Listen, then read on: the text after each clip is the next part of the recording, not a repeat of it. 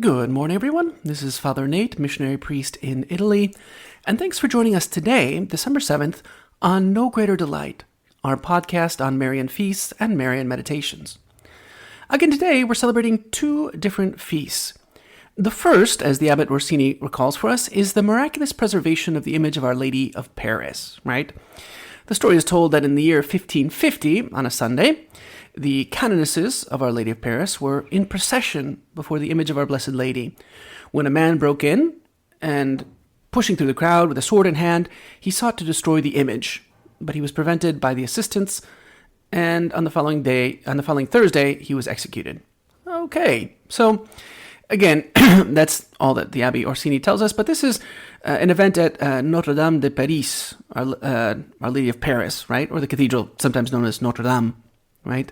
If you recall, this church had a fire that took place back in 2019, right? The roof caught fire and it burned for 15 hours. I don't know what to say. Ironically or sadly, this isn't the first time that the church has actually suffered that much, right? In 1548, the cathedral was destroyed by Protestants. In 1793, the cathedral suffered desecration during the French Revolution. It wasn't until 1801 that the cathedral was given back to the church, right? And so it's been repaired and restored several times, right? Most recently, well, they're still repairing it, right? Then we'll cross the globe and go to Our Lady of Lourdes in San Antonio, Texas, right?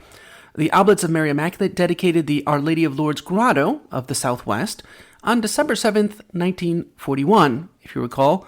That's a famous date for another reason, the bombing of Pearl Harbor, right? I think probably the consecration or the dedication of the chapel probably didn't get a lot of press coverage, but that's okay. Carved out of stone, the grotto is a replica of the place in France where Mary appeared to Saint Bernadette in 1858, right? So this is one of the main sites, and the Oblates maintain the grotto as a focus for their lay group, right? In 1999, they added a Tepeyac shrine to Our Lady of Guadalupe, and in 2003, a ministry center. The Oblate School of Theology is nearby. So today's reading from The Admirable Heart of Mary by St. John Eudes will be a continuation of Chapter 5, Mary's Heart, the Inexhaustible Fountain. So taking words from Scripture, St. John Eudes has compared Mary, and Mary's heart in particular, to the fountain that was created at the beginning of the world. And let's hear how he applies this analogy to Mary. Mary's peerless heart is a fountain of light that foreshadowed in the person of Queen Esther, who is represented in sacred scripture as a small fountain that becomes a great light and is turned into the sun. The little fountain which grew into a river and was turned into a light and into the sun. That's from the book of Esther, chapter 10, verse 6.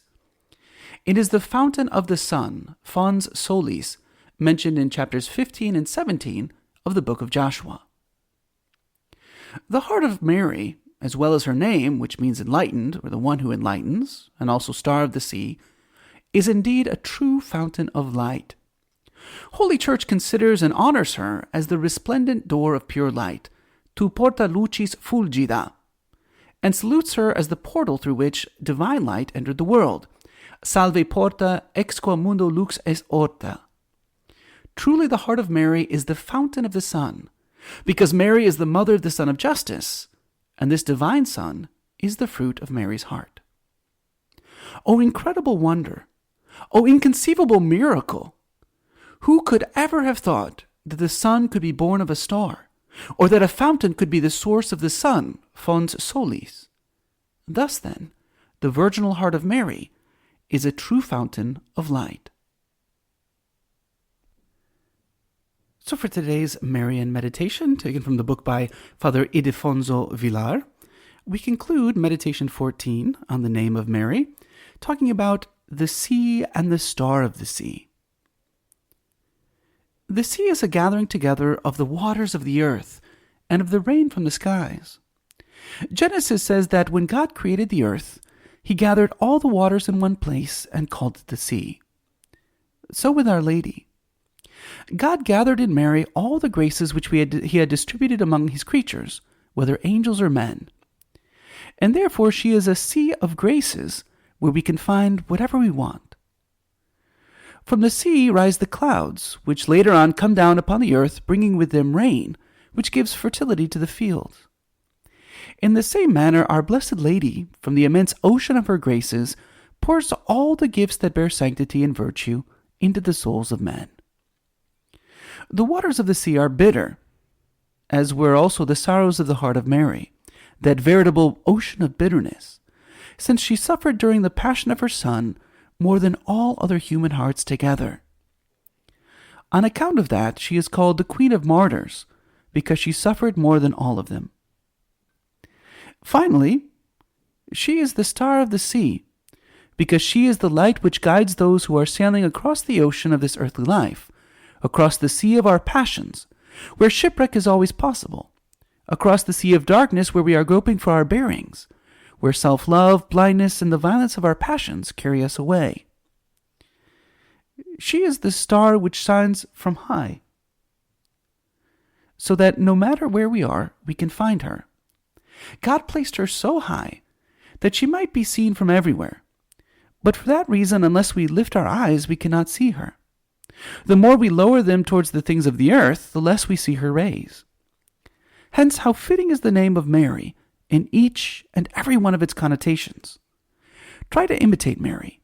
Try to keep her prayers in view by ceaselessly repeating her most sweet name, just as the lover never grows tired of repeating the name of the person he loves. Hello, and we hope that you enjoyed listening to our Marian podcast. In the spirit of Saint Bernard of Clairvaux, we say to you that there is no greater delight than to spread the devotion of Our Lady. We hope you share these sentiments and encourage you greatly to share with a loved one.